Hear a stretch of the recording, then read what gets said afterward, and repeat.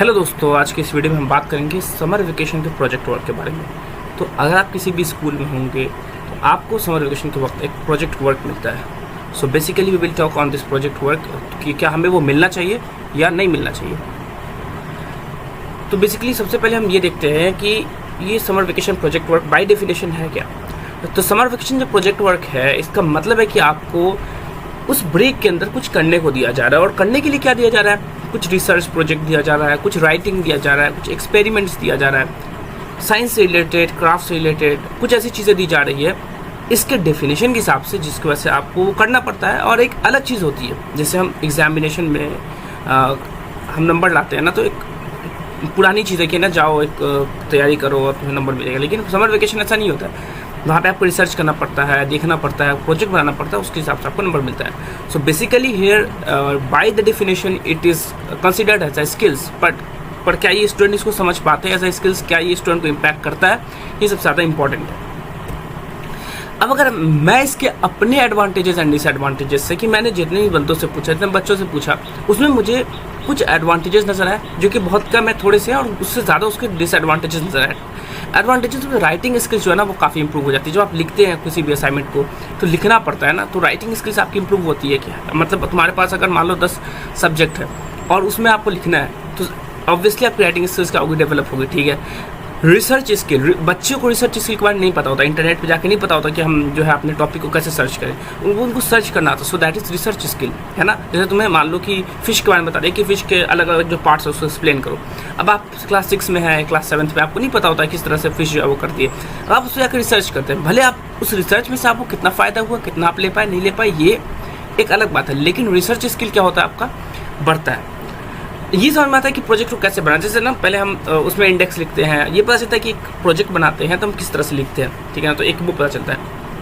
लेकिन उससे बड़ा उसका डिसएडवांटेजेस है। पहला क्या? टाइम कंज्यूमिंग, बहुत ज़्यादा टाइम लेता है ना। पहला एक बार तुम निकालोगे, सामान लेके आओगे, लिखोगे, अरेंज करोगे, एक प्रोजेक्ट कम से कम 3 या 4 दिन लेता है। तो 5-6 प्रोजेक्ट आप देख लो, उस हिसाब से 12-14 दिन तो टाइम लेता ही।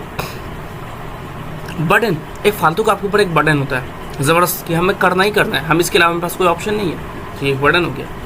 मनी कंज्यूमिंग, किसी भी प्रोजेक्ट वर्क में घटिया से घटिया प्रोजेक्ट बना लो, मतलब लो घटिया मतलब इन द केस कि आप लो से लो प्रोजेक्ट बना लो, उसमें 50 रुपये पर प्रोजेक्ट पर खर्च होना ही है। और अगर ज़्यादा हाई लेवल स्कूल है तो फिर वो 100, 200, 300 का कोई लिमिट नहीं, ठीक है ना। एंड नॉलेज ओरिएंटेड कुछ भी ऐसा कुछ नहीं होता कि आप मान लो आपने 10 प्रोजेक्ट बनाया, लेकिन आपको अभी तक उससे कितना फ़ायदा हुआ? अगर मैं आपसे 10 क्वेश्चन पूछ दूँ, आप कितने का जवाब दे पाओगे?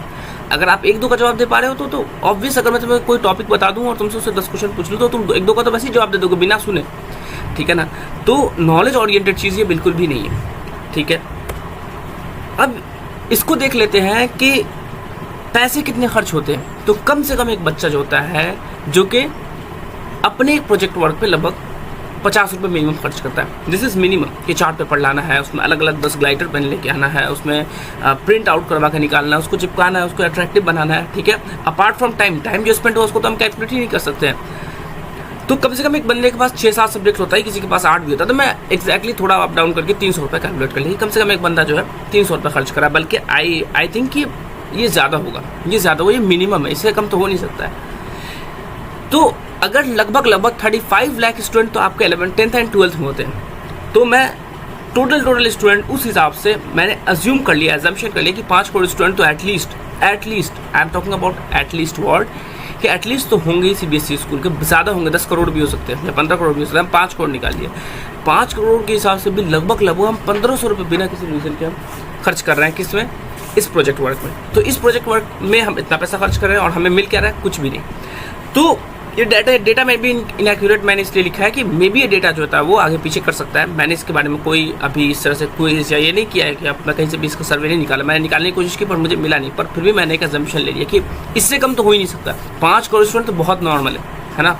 125 करोड़ की हमारी आबादी है, 5 करोड़ स्टूडेंट तो मान लो कि स्टेट बोर्ड्स में ही पढ़ते हैं, लेकिन फिर भी 5 करोड़ तो CBSE में पढ़ते हैं। स्टेट बोर्ड वालों को भी कुछ ना कुछ असाइनमेंट तो ज़रूर मिलता होगा।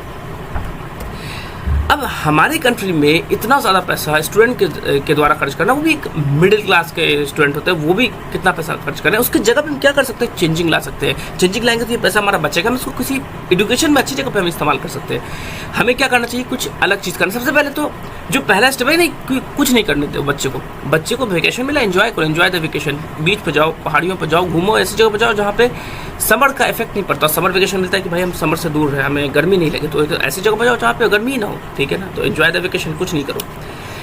लेकिन आपको लगता है कि बच्चों को एकदम 2 महीना 1.5 महीना अगर हम कुछ भी नहीं कराएंगे तो हो सकता है कि वो पढ़ने से थोड़ा दूर चले जाए, पर ऐसा पॉसिबल नहीं है। तो दूसरा ये हम कर सकते हैं इंटरव्यू। उसे सिर्फ टॉपिक दे दो कि भाई आपका जो है ना एक ये टॉपिक है ना, आपको हमने ये टॉपिक दे दिया, अब इस टॉपिक के अंदर से मैंने कुछ क्वेश्चन पूछ लिए। तो इस इंटरव्यू में क्या होगा, जैसे आप कभी भी किसी भी जॉब के लिए जाते हैं तो आपको वहाँ पर इंटरव्यू नेसेसरी होता है। अगर हम उसको एक टॉपिक दे दें कि बेटा इस टॉपिक को आप तैयार कर लेना, उसमें कुछ नहीं करना, आपको खुद से तैयार करना है। और टीचर आपसे पूछेंगे उस हिसाब से कि बताओ इंट्रोडक्शन दो, ये क्या होता है, वो क्या होता है, आप इंट्रोडक्शन देंगे। आप कल जब किसी कंपनी में जाएंगे तो आपको इंटरव्यू का एक आइडिया रहेगा, तो ये आपके स्किल्स को इन्हांस कर सकता है। तो दूसरा चीज़ हम इसको इंटरव्यू के तौर पे ले सकते हैं, इसलिए मैंने इंटरव्यू को दूसरे नंबर पर रखा है। Interview is more important than presentation.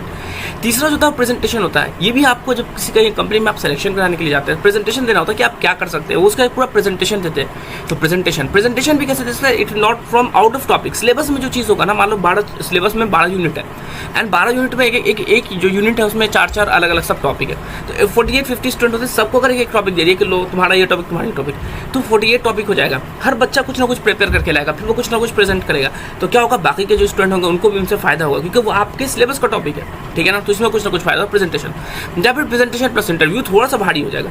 दूसरी बात इसमें फायदा क्या होगा ना, कि इसमें आपको एक्स्ट्रा कहीं से कुछ पैसे खर्च करने के लिए या कुछ लिखने की ज़रूरत नहीं पड़ेगी। इंटरव्यू में है कि खुद तैयार करेंगे, बच्चे बैठेंगे आईने के सामने, 2, 4, 5, 10 टॉपिक उनके पास रहेगा, वो लिख लेंगे कहीं पर और उसके बाद फिर उसकी तैयारी कर लेंगे। प्रेजेंटेशन में सेम रहेगा, एक टाइम बैठ के प्रेजेंटेशन बना लिए। प्रेजेंटेशन बनाने का तरीका है, क्योंकि प्रेजेंटेशन तो आपको वैसे ही बनाने हैं ना बाद में उसको, तो उसको सीखना ज़रूरी है। या फिर दोनों कर लो, थोड़ा सा इंटरव्यू एंड थोड़ा सा प्रेजेंटेशन, तो एटलीस्ट ये प्रोजेक्ट का बर्डन जो होगा ये कम भी हो जाएगा, और ये पैसा जो झूठ-मूठ का वेस्ट हो रहा है, इस वेस्ट को हम रोक कर किसी दूसरी जगह पे हम एजुकेशन में इस्तेमाल कर सकते हैं। क्योंकि हमारे कंट्री को भी डेवलपमेंट की ज़रूरत है ना। हम एजुकेशन को हम और अच्छा करना चाहते हैं, तो हमें चाहिए कि हम इस चीज़ को ख़त्म करके इन चीज़ों के बारे में लेके आए। अगर आपको लगता है कि ऐसा कोई भी टॉपिक यहाँ इसके जगह पे ये होना चाहिए, तो आप नीचे कमेंट सेक्शन में बताइए। और ये वीडियो कैसा लगा आप ये मुझे नीचे कमेंट सेक्शन में बता सकते हैं, आप राय दीजिए।